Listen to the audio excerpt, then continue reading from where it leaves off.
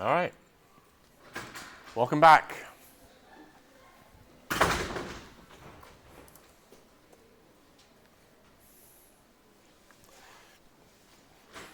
Hopefully the attrition rate isn't this bad, because 16, 17 people now, so. I mean, it usually drops off, but it doesn't usually drop off that fast, that quickly.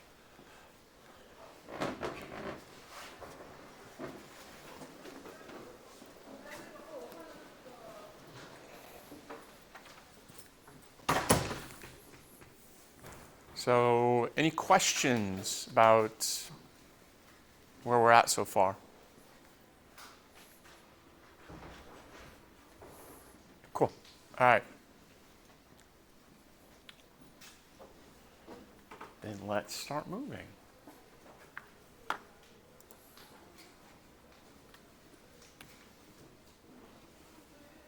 So our goal today is to actually, and we may or may not get there, but the goal is to get you on the path at least to being able to deploy anything to the cloud.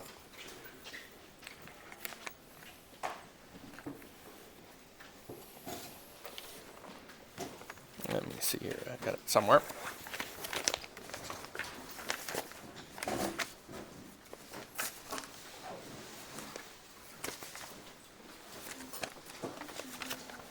I printed it out, where did I put it? I don't know.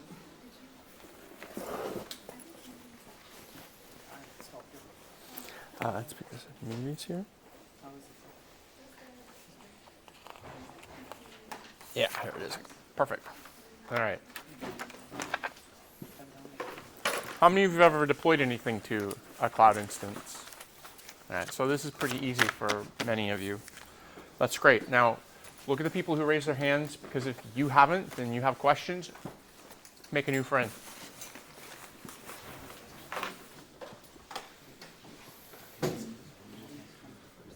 How many of you already have, obviously if you've deployed you already have one, but how many of you actually have a cloud account? You know, Amazon or Microsoft or Google or Oracle or Rackspace or yada, yada, yada. How many don't have one? Okay, so here's my recommendation to you. Go get a student account. They'll give you money. It's not real money, it's virtual money, but they'll give you virtual money that you can spend on cloud services. And it doesn't go on forever, but it will go on long enough that you'll be able to use it during this class. Yes, sir? Do you have a recommendation? Do I have a recommendation? No. I mean, honestly, they're all basically there to make lots of money off of you. And so your challenge is, in fact, to extract as much as you can out of them without giving them very much in return. Now, once you've actually started using one, realize that, and I think I talked a little bit about this idea of friction. Once you start using a cloud provider, what you're going to find is that that door just likes to stay open. What you're going to find is that it gets hard to leave. So here's an interesting little tidbit to know about cloud providers. They charge you to remove data from their premises. They don't charge you to put it there. They don't charge you to move it around inside, but the moment you try to move it out, that's when you get charged. Your head nodding like you've run into this, and it's kind of... I've just done like hackathons with AWS and stuff. Yeah. But I don't have a personal account with them, but I've heard that it's pretty... Absolutely. I mean, there was a point where they still do it, but when people were first started moving to the cloud, Amazon would actually have a team that came in and would work for companies, and they'd say, how much stuff do you have? And they would figure out how to move it into Amazon's facility. Do you know how they actually moved most of the data that they moved into the facility that way? On hard drives. They literally would bring these big storage units in, and they'd hook them up, and you would back everything up to them, and then they would put them in a truck and they would ship it to an Amazon data center, and then they would offload it in the data center. And to me, the amazing thing about this is that for the longest time, the bandwidth from coast to coast has been remarkably consistent in that the amount of data that you can move from one side of the North American continent to the other side of the North American continent is constantly going up, whether you count it as internet or you count it as putting it in a truck. But they've remained, the ratios actually remained pretty constant. In, oh lordy, let's see, in the ancient past, like 10 years ago, storage devices were maybe tipping over that terabyte mark, unless you're getting into really expensive stuff. And today, you can go down and you can purchase 4 terabytes of non-volatile memory express storage for $400 or $500. So it's not cheap, but it's not outrageously expensive either, compared to the year I was born, where in order to get 1 terabyte of data would have required, I've done this number before, I think 6.5 tons of hardware. So there's been a little scaling problem, or a little scaling gone on there. But they charge for everything. And a lot of what they charge for are these services that you don't even fully appreciate are going to cost you something until they cost you something. The strength of the cloud is it allows you to scale up quickly. The risk of the cloud is it makes it easy for it to scale up quickly. And if you're not watching, you will wake up one morning and realize that your credit card bill is now $3,000 because overnight you got busy. Today we're going to focus on getting you, even if you don't make it today, getting you closer to being able to put something into the cloud. In essence, a Hello World program.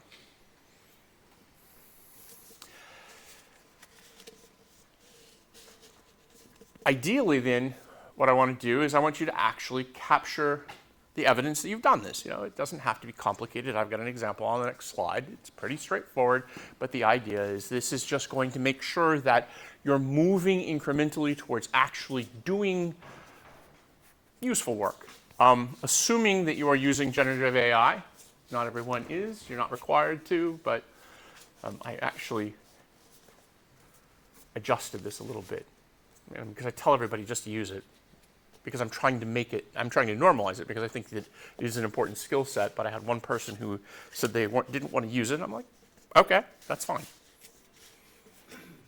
There's lots and lots of things it's very useful for, like figuring out how to set up GPG keys so you can actually sign your code. I had people doing that in 4.16 earlier today, and you get to do pretty much the same thing because I have the same requirement for both classes. If you didn't use generative AI, just say I didn't use generative AI. Put that in your log and leave it there. But realize that you've now said, I haven't used it. So if the state changes and you do use it, then you need to start adding to the generative AI log. I don't personally care one way or the other. The reason that people will use generative AI is because it makes them more productive. Now, sometimes you might sit there and scratch your head and go, this isn't making me more productive. This thing is a piece of shit, and it's lying to me, and I hate it. And then suddenly, it'll be like, it will just produce a bunch of, wow, this is actually useful. And then you'll go back to hating it again. It's definitely a love-hate kind of relationship. Has anybody else experienced this? Yeah. Is that not? I mean, it's like, sometimes you're just like, I'm working with them and it's just like really smooth. And then the next time, it's like, they don't want to do anything. And you're like, what? Okay, so just a quick check-in. What, if anything, was unclear in any of the pre-class readings? Because I think I gave you some videos and maybe some articles. Did anybody look at them? See, I kind of assume nobody's going to look at them. That's why it's usually not even 5 minutes, because you already got so much shit to do anyway, and you'd rather be gaming. Am I wrong? I'd rather be gaming.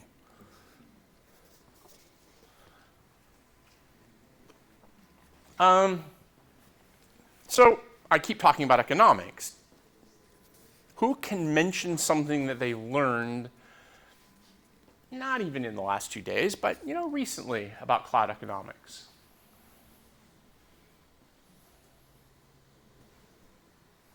I mean, you could even point out the fact that I mentioned that it's kind of like a drug dealer who's offering you this really, really juicy candy that you're then going to have to pay for the next time you use it. Yes, like in AWS, like the free tier, like when you get it, they give you like these tasks that you can do to get like more credits. So then when you like hop on the free tier, then you just like you're inclined to like do these things that they make you do to get extra credits. What is that called? I'm not too sure. It's called engagement. Oh yeah. So, how many of you have ever used TikTok? How many of you used TikTok within the last 48 hours? Okay, fewer hands went up, so some people have looked at it and said no. How many of you have used any kind of social media app in the last 24 hours? Right, okay, pretty much everybody. You didn't raise your hand, so maybe you're like not using social media apps.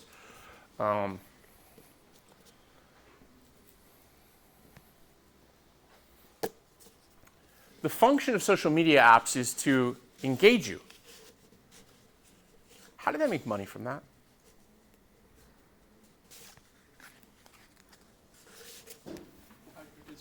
Advertisements. So, you're not the customer. What are you? The product. Exactly. If you're not paying for something, what that means is that someone is using you to make money, to pay for the thing they're delivering to you.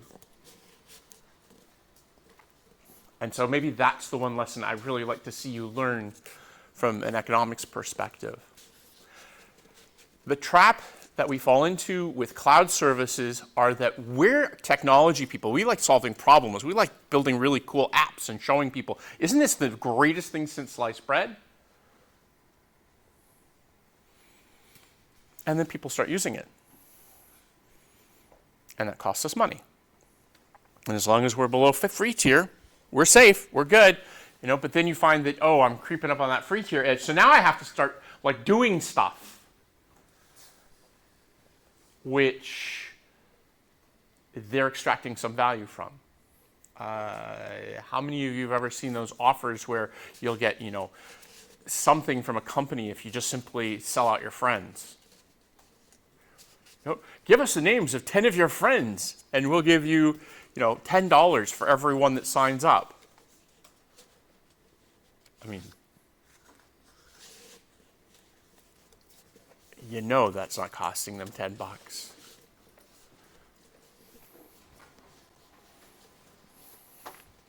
Engagement is really important. Engagement is a primary metric that we use. The problem with metrics, and I mentioned this before, is that once we establish a metric, it becomes difficult for us to see what we left behind.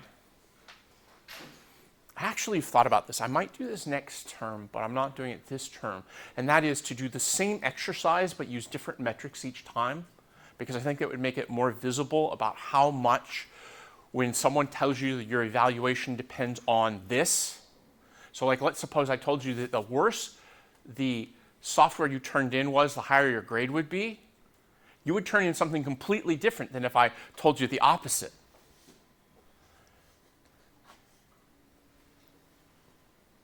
And maybe you would just be, maybe you're the person who'd say, I can't write bad software. I'm sorry. That is just unethical. I cannot do that. So you'll take the bad grade. I mean, and there are people who will do that. There are people who will make decisions that don't make sense to you because they're optimizing for something different than you are. So mostly what we're trying to do is actually, I even printed out the page from Canvas.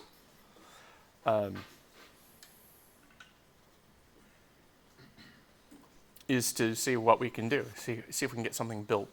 I mean, this is very, very simple. I would recommend that if you want to do this, go get your cloud account set up and use whatever the provider's function as a service is. And you probably have this done in way less than an hour, even counting the time to set up an account with one of them. What is function as a service?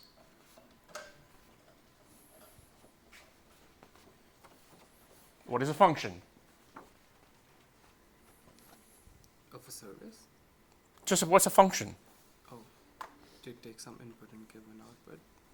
Just a piece of code, right? Yeah.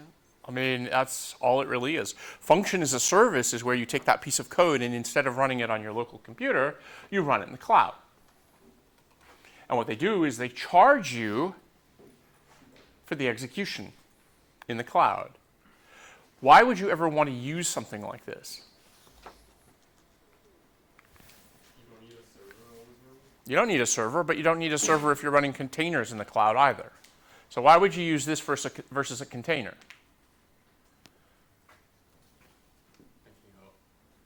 Sorry? I'm blanking out right now. Okay, well, I know it's getting late in the day. I'm drinking a quad shot latte, so.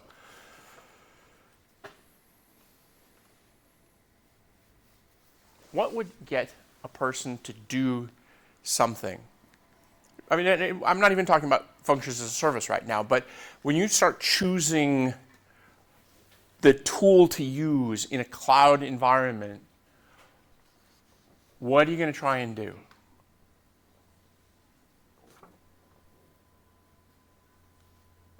Because like our own machines aren't powerful enough, so we can deploy. I mean, the criteria is really simple here, right? You're basically going to choose the thing that's cheapest.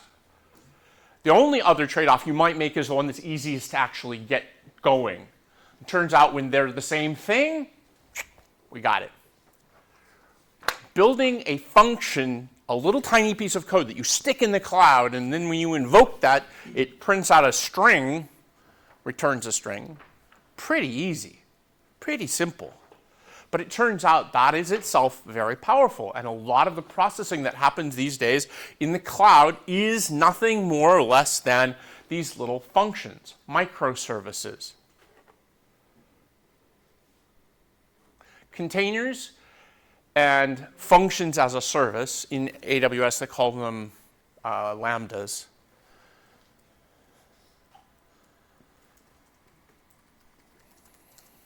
They don't have any persistent state.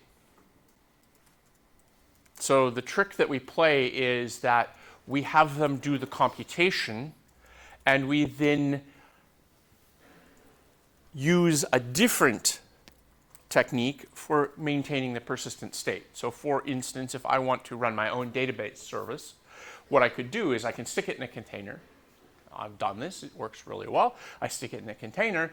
The data doesn't live in the container. The data lives on the machine where the container is running, and I instead import the storage from that external machine, from that other source or location. I see a few people actually have laptops. Do any of you have containers on the laptops? Do you have Docker? Docker is not the only container package. It just happens to be the one that most people use, which itself is an interesting story about what happens to pretty much every open source software project on the planet, which is a bunch of really smart people build this really cool thing, share it with the world, and then someone comes along and says, I can make money from that. And then they take the thing and they turn it into a product,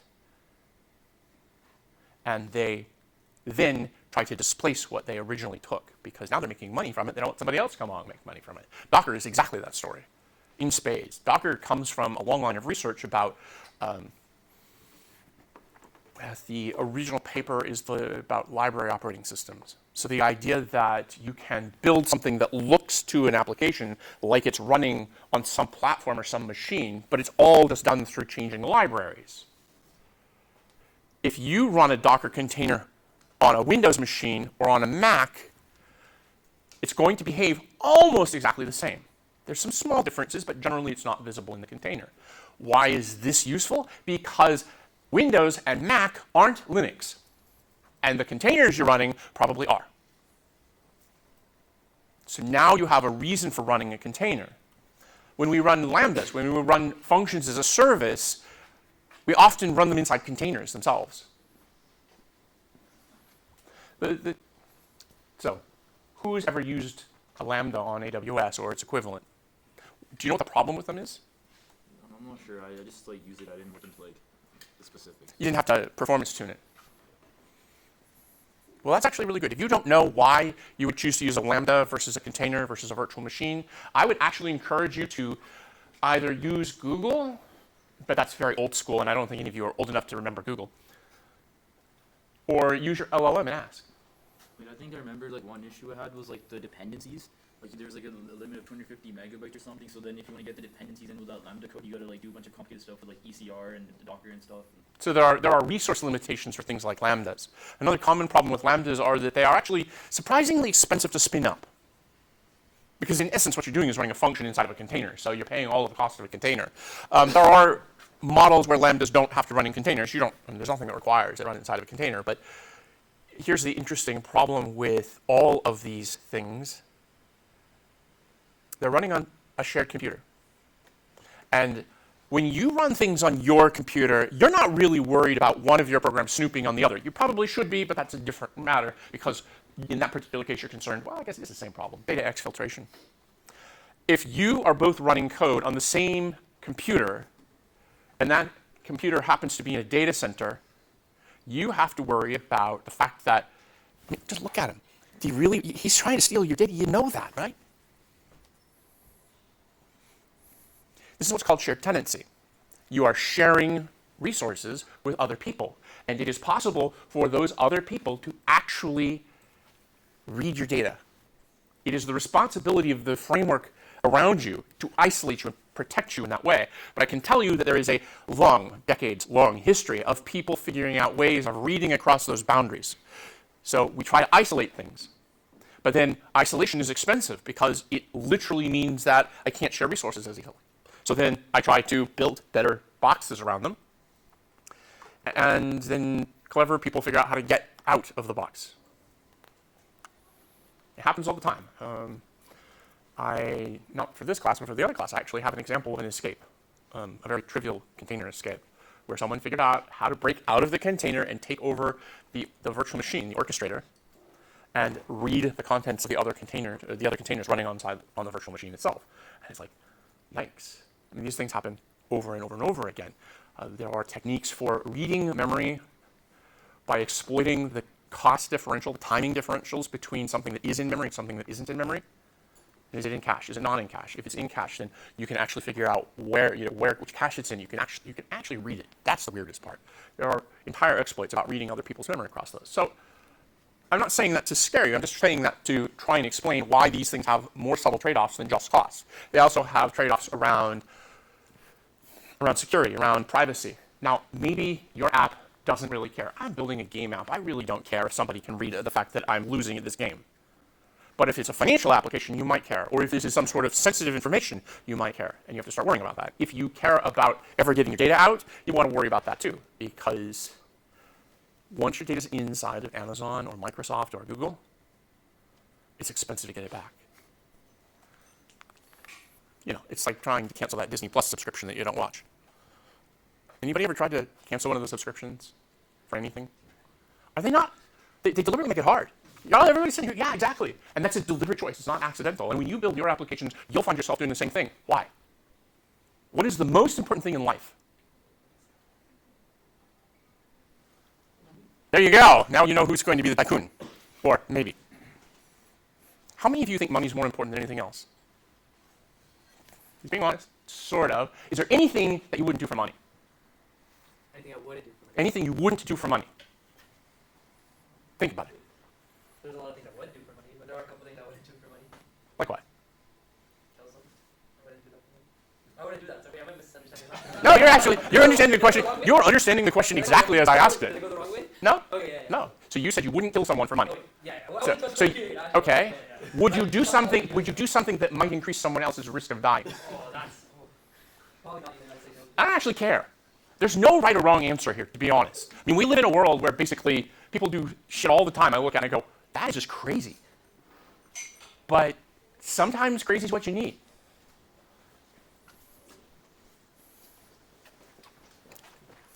So he's the only guy who said that money's most important. So that means there's a bunch of people in here who think that there's something more important than money. Tell me, what is more important than money to you? I think like one thing that I like, if I'm working in a job, even if I'm getting paid like more, if it's like just repetitive things that I don't like, and I cannot do that long term. Like Boredom. Yeah, yeah, exactly. Right. So it's a common thing with techies to actually want to like solve hard problems. There's a certain, I don't know, there's a certain enjoyment, a certain pleasure, that's the right word, a certain pleasure that you get for solving a difficult problem.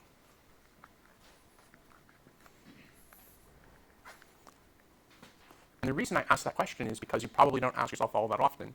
And nothing has taught me this point more than cloud computing has taught me. Just the sheer way that technical people come in and often say, I want to solve hard problems. I want to do really interesting work. I want to do something cool and share it with the world. And that's the open source community. The open source community is filled with these kinds of projects where you look at it and you go, wow, that is really cool. Ever heard of Databricks?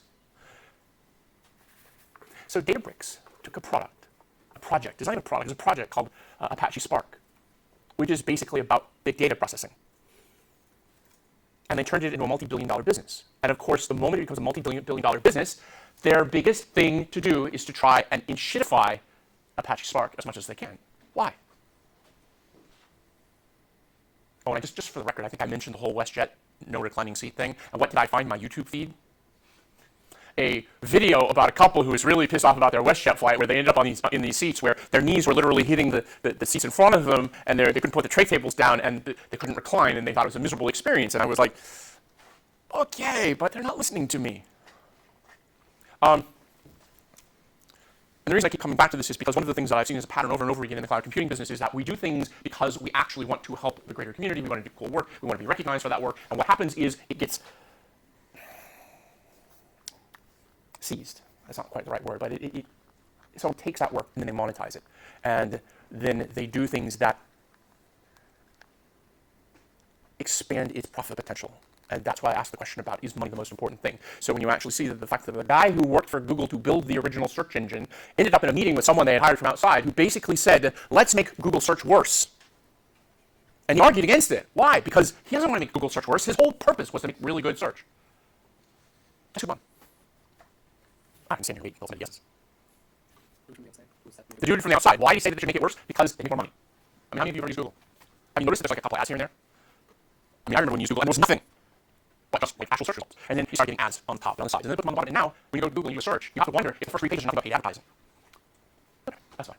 So we're going to start you down this road to hell by having you build a simple function that says, hello, cloud. That's it. You don't have to actually achieve this. I think it's brave if you can, but you don't have to. It's a good exercise because especially if you haven't been using the cloud thus far, this is going to force you to engage with it and get used to the economics of it, the workflow of it. It's not hard. You've started this, right? What did it take you, 15, 20 minutes? Probably 2 hours to get through the documentation, and then, well, now you can probably do it in like 5 minutes or less. Use like AI to like down the steps and ask one way like what is this doing that? Like understand the process, one way like the stuff that you do like back 40 like rules about that. Right, and that's the reason that telling people that I expect you to use AI, because don't believe bullshit gives you. Because it will give you bullshit. That's what it's going to do. It's supposed to sound really persuasive. It's supposed to keep you engaged. How many of you have used ChatGPT? Have you ever noticed at the bottom of the ChatGPT conversation it says, if you'd like, or I can do, or it gives you a continuation. I can get this to go away. It's a lot of work. Well, I can get this to go away. Well, stop doing that. I actually had cases like Gemini, just basically going, just go away and sleep. It's great. So you're fucking with the algorithm. Right. So in essence, what's happened now is that we are using AI to scour documentation and make it approachable for us. And that's one of the reasons why I said you can use AI. Using it for documentation is perfectly safe because it's either right or it's wrong. And how many of you have ever used it to tell you how to do something and tried it and it doesn't work? Why do you think that is? Well, you expect to be trained something on Stack Overflow. Right? It's not like they have somebody who goes through Stack Overflow stuff and says, well, this was right, this was wrong. You just simply pour all that data into it. This is why if you really want to write anything other than Python 2.17 code, you kind of have to massage it. It's not quite that bad. But actually try Python 3.14 code. But I think that's what you're renaming it, the PITHON, right? Because 3.4. Okay. It's late in the day and you need a little bit of humor. Alright. So, get on your AI and say, yo, prospects me to build a hello cloud program. So, if you have an account, you don't have to do this. Otherwise, if you don't have an account, ask it, hey, what can I do? I'm a student. I don't want to spend anything. I'm learning this stuff. Tell me what to do. Anybody read Perplexity? Perplexity is probably the best tool for this. Perplexity actually does a really good job of being, it's a better search engine now than Google is. What about the ChatGPT? Well, you need Atlas, right? That's pretty good. Like it's good like a Voting for it, yeah. ChatGPT is, it has, I'll use, I mean, I'm using multiple different models. I don't get so much ChatGPT usually because after a while it just gets asking secrets. It's annoying. Part is, honestly, I got into some very friendly sort of person who's not stupid but not super sharp. Jim, I'm talking to a college professor. I'm not going to about that, but I like talking to Kimmy. Kimmy's fun, especially when you start asking it sort of off-the-wall questions. And Grok. If you're really going for the tech profile, go for Grok.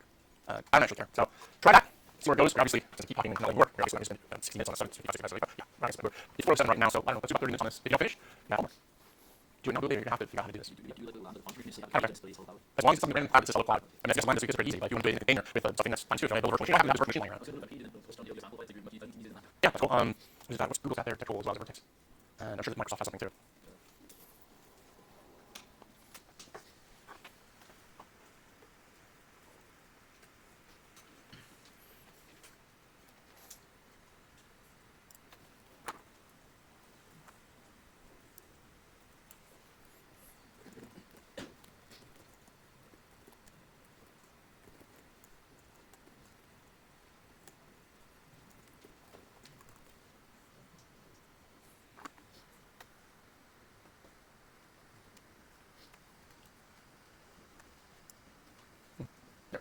Essentially.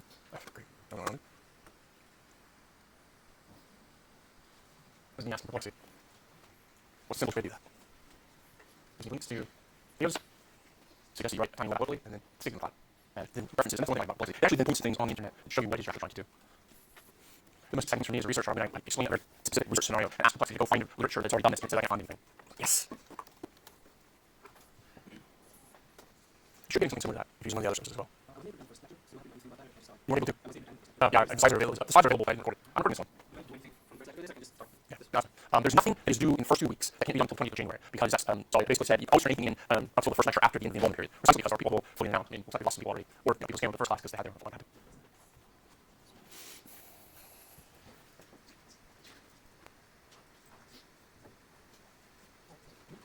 I'm sorry. Okay, the suggestion is you put it in your activity log and commit. That's it. Yes, I created most of them. I noticed that it was kind of slow. There were about 8 of them that failed overnight, so I have to run it again. I just do that yet. So if you don't have one, that's on me. Let me see if I could actually. Right, let's go here.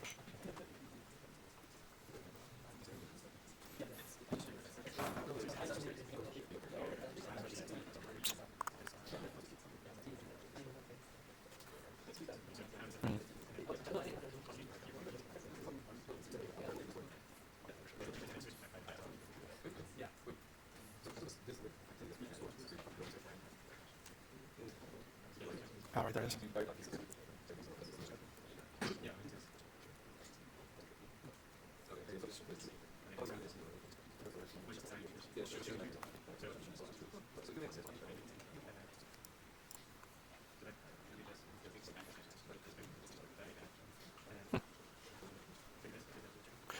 Yes.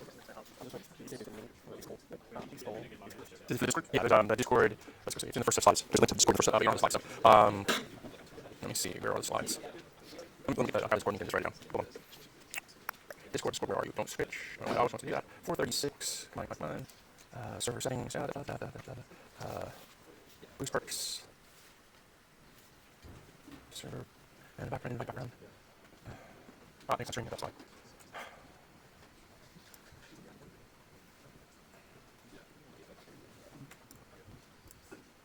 Okay. Let me. Let's see. And of course, that'll be easy. Yeah. So I was having an issue with the other course team. So course running this, so I set up the wiki and I have the sign set true. Cool. And I have SSH when I committed with the dash S flag. It's telling you. Same notes when I look at the show that you submit. Okay, so it doesn't like. But then on his, I think it works for him, doesn't work for so you. it shows him, but then on GitHub, I push it onto the push and it just shows verified. Okay, push it. Ah, that means that it doesn't. The local machine doesn't have public key installed. That's really fucked up. Okay. So let me push it. So the reason that it works is because the public key, your public key for SSH, is already on their node server. Oh, I rejected this time. So. Your signature isn't verified. They're using a PGP key. So that means you can push SSH. That means we call public key. That's the question. No, local machine on GitHub. Okay, so put in settings. Right. So if you go to the repo. Ah, yes. Okay. That might be the thing. This is your key. So which one of those are you using? You know? This one here. That's what it's telling you doesn't matter. What's the email address on it? There isn't one. Well, I think it should be the it should be this one here. Right, that's the only one that works. That's another reason I know that we'll check it. And yeah, I have the same one. Right, but it needs to be associated with the key on the server. That's why I'm asking. So, yeah, I guess I did SSH key, right? So, Oh, wait, yeah, actually, it's hard to. I don't know. I don't think it's hard the actual key though. Okay. But if it's right there, then do it. So why is it rejecting it? It should be public key, correct? Like I should be using the private key to create the signature. No, use the private key for signing it. Oh, you private Yeah, key. use the private key for signing Okay. it. Yeah, when you sign, use your private key. The public key is what we'll use to validate the signature. Wait, is this private key? Is it the key just signed? It's negative. Okay, sorry. doesn't make sense. I'll use a public key. I'm pretty sure the public key sign doesn't make sense.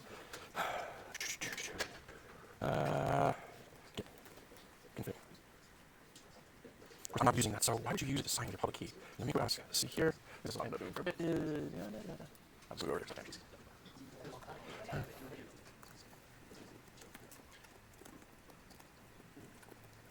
Very drastic that one. Doesn't make sense.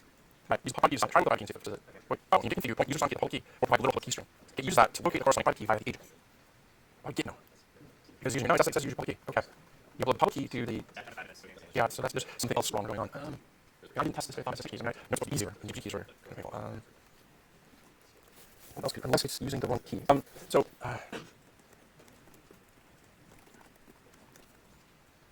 use git log dash show dash signature dash 1. So it's dash show signature. So you can just see. Yeah, that one. What is it? Okay.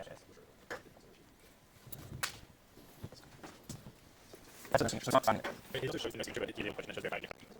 That's annoying because it's worse than saying, signatures are now push double fit, right? Yeah. Presumably git push. And my CPSC says it's able to use private key. Not so much of that. I was going to see what the components is, but the only thing that is, well, at this point, I was just trying with the GG key. This is also the problem with it doesn't work. It's basically shooting in the dark because they don't want to tell you why it doesn't work, because then it comes in a interface, which drives crazy because it means that you're saying you're going to have things to do, and it's failing, I don't know why. Which should this not be anything to do with the accidentally signature? Well, that's weird. So because he also experienced the same thing, I know at the moment. Because I look back at my signature, and what I suspect, I could be wrong, but what I suspect is that why did he do that? Git isn't using signature properly. So it needs a public key in order to validate the signature on the submission. So the question is, why is it saying there's no signature?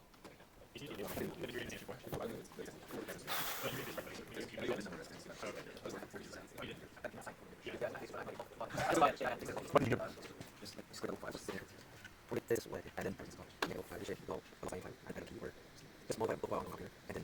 So that's enabling that turns into like git. What you're doing there is you're doing git config, right? You're changing git config. So that actually works. We'll actually do something.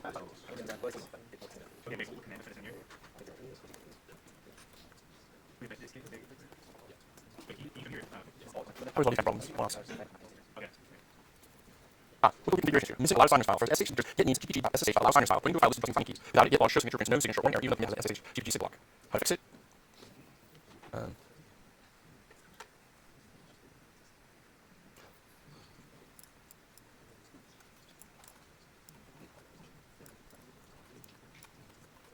I can see that though.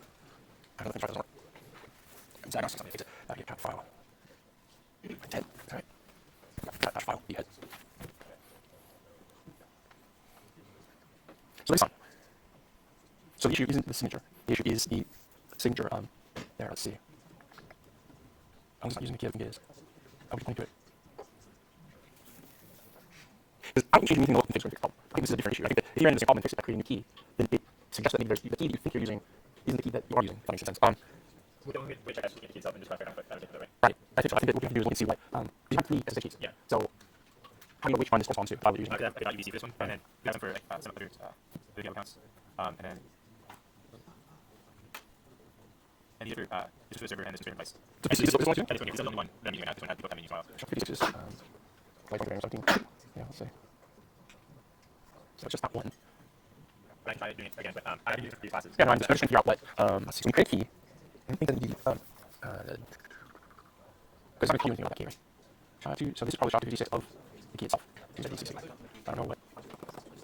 Not sure. I'm using something. I think you create a key. You can call it the key. Right. That's probably why I fixed it. Because you have an key and sign it. But signing keys for authentication. Okay, so I think you have to one process every time. But you have to actually create one, right? You have to create a key. So you create a key that's authorized for signing code. So why don't you use like the same after It's not signing key. Because that's well, I'll show you. But yeah, just, I mean, so, let's see. How do I determine if the SSH key is able to sign code? This class? No. You have 50 points in this class? But let's have there's no way of doing this. Now you look at going. Because so they have to do a little sauce because they're waiting for some responses. But I guess the I didn't think it was anybody. I hate what let me go push myself into what it is. Because the last I had people say, yeah, I'm waitlist, and there's like there's people on the wait list. People don't change. It's like a waitlist. Because I couldn't do it. I went to the wait. But it just was clear. There was no waitlist. So that's why I was confused.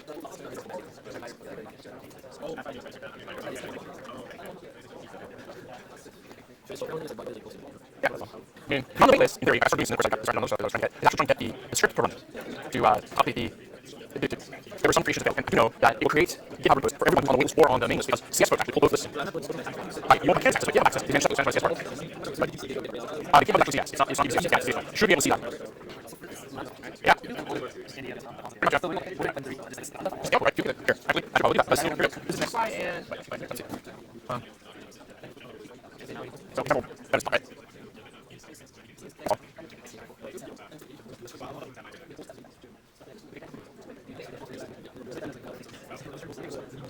Right.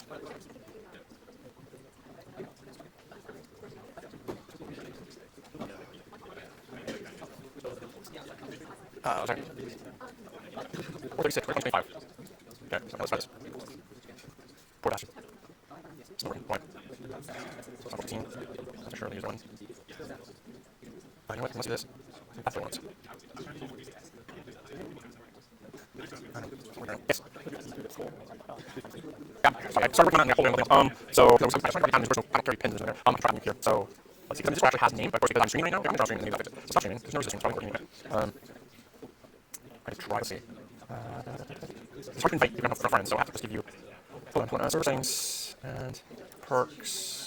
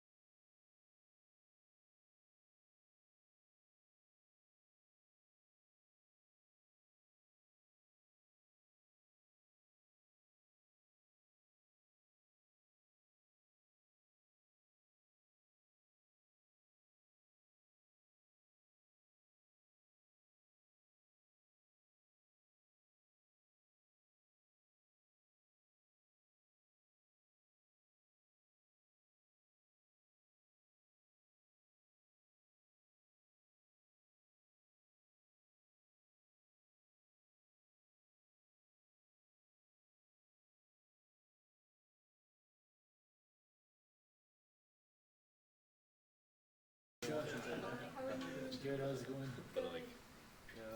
I'm on the wait list for this class still. Still? Yeah. Right. It's in streamer mode, so it won't let me. No, not this year. Next 2027 May. There. Okay. So this is actually.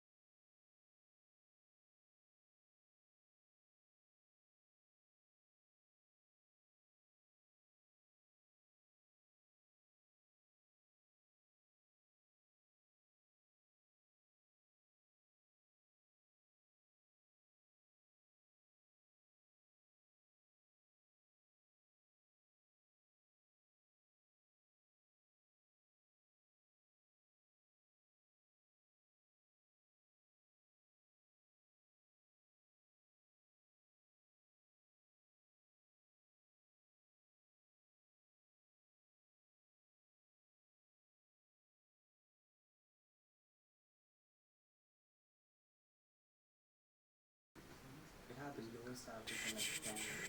Oh, actually, last semester? Yeah, no, I heard it was. I can put under resources. Perfect.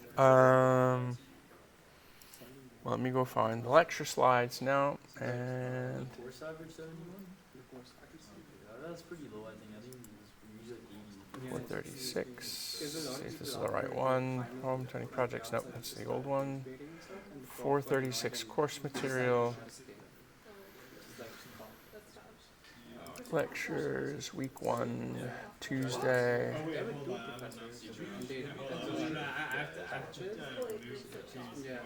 126 dash 0106 slides. Yeah, they weren't really. There you go.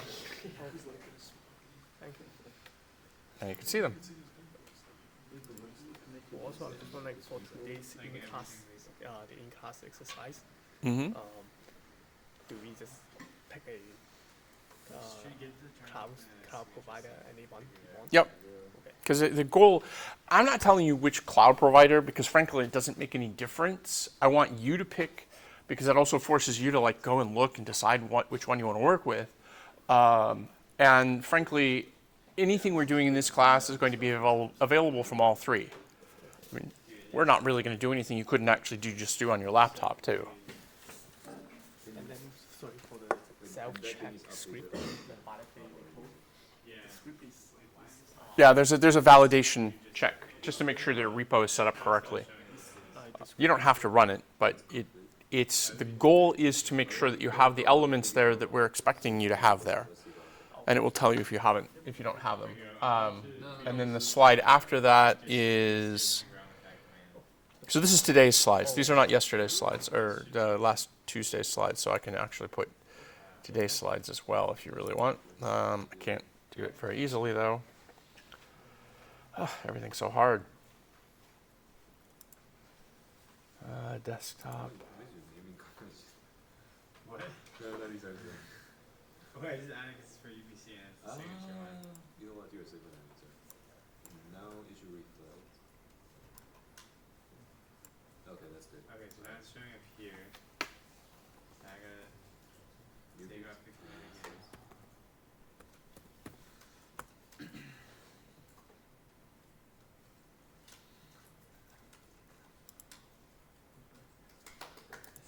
Yo, look at you. One more thing to go, you're free.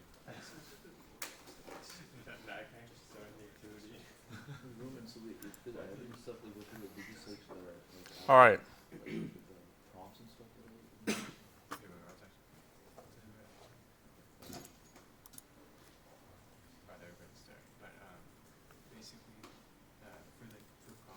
So the idea is eventually you get to a point where you can actually run whatever it is you did, however you did it. This is an example. It's not intended to imply that you have to use Google Cloud to do this, but the idea is you capture a block that shows you got your Hello World program, your Hello Cloud program running.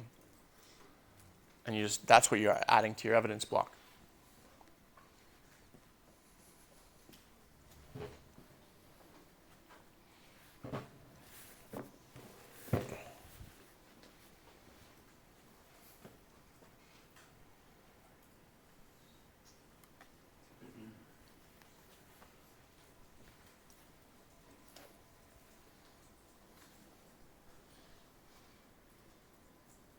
You just like depend on what should be some. I think it's supposed to be automatic. I think it's supposed to be automatic. But actually, Wouldn't you like get like making evidence is like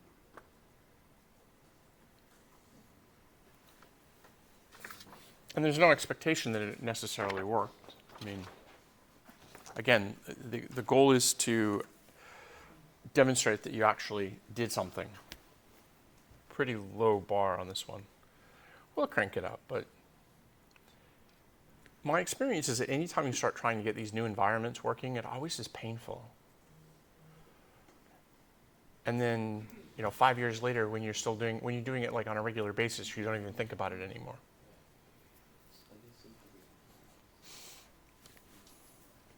How many of you have ever used Terraform? Nobody writes Terraform anymore. They're using AI to do it. Is that it? You're laughing, but no, it's true. It's like I've read whole discussions about that.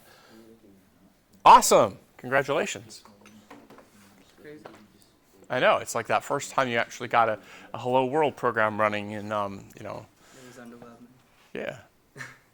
It's amazing how many pieces there are that you have to get running just to do something you look at and you go, this is really trivial. Yeah. But having the infrastructure now, it means it will be easier moving forward. You've been through this before, so it's old hat. Still feels good.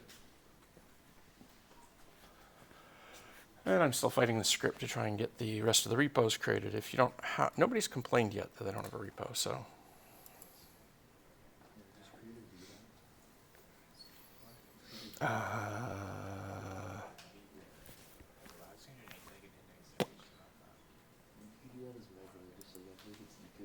Why is that not working?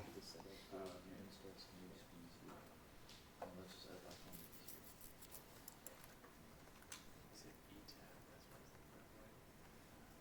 That's what it is, it's a VDOT. I feel like it's VTab. I thought I was saying VTab. It's just fucked together. It's like Okay, crazy. so this one, right? Yeah. If I find a good TypeScript. Skip the school details. Why would they think I did that? Okay. Let's go then. Try it true.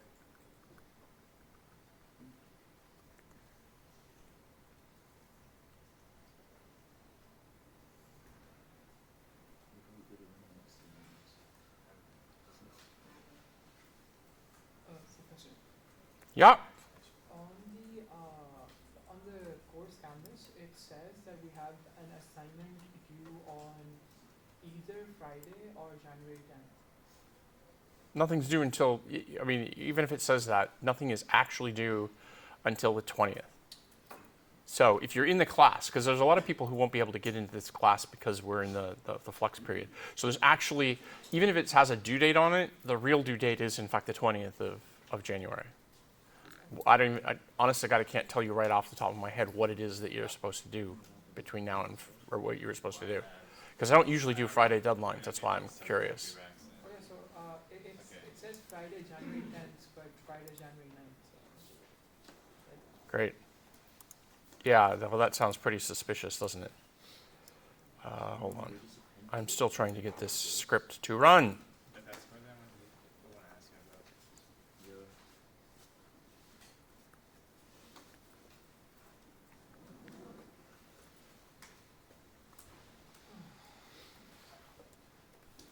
What's the after? And I'm gonna get this number to you for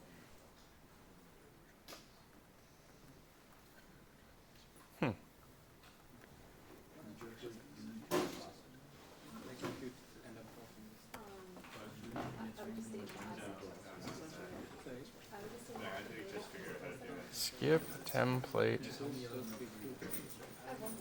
Sync.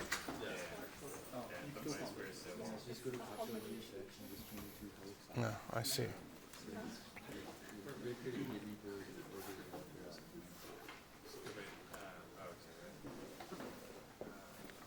Okay. So this was 99 students, so that means there's somebody on the wait list. Can I disturb you for 20 seconds? I'm permanently disturbed, so it's all good. For the evidence, do you want anything more than this, or do you also That's fine. want just what the status code return is? Yeah, that's fine. Awesome, thank you. The intent wasn't to make this a heavyweight activity. It was just simply to say, at least you did something, right? Because, I mean, if you've gone through this much pain to do something, you probably did exactly what you needed to do. Hey, no worries.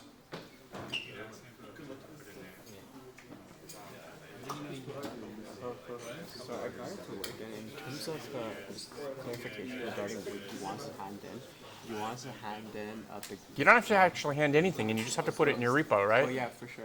For the signing part, just Right. a clarification on that. So do you also want our ChatGPT or AI? You update your A log if you used it, yeah. So do you want the like a link to the log, like different like each time for? Because I saw. You just put a basic description of what you asked and what the answer was and how you used it. Okay. That's it. That's all it needs to be. If I put something there, you want to explain what? Yeah, actually just put the text in there. Yeah. I mean, the links may or may not work, right? Because they can go away. But if you just put the text in there, that's fine. Just, it's copy and paste. Hi, Hey, how are you? I'm good. I think I have it deployed. 'Cause it's Yay! I'm just not really sure about like, cause like do I just like put the link? What exactly does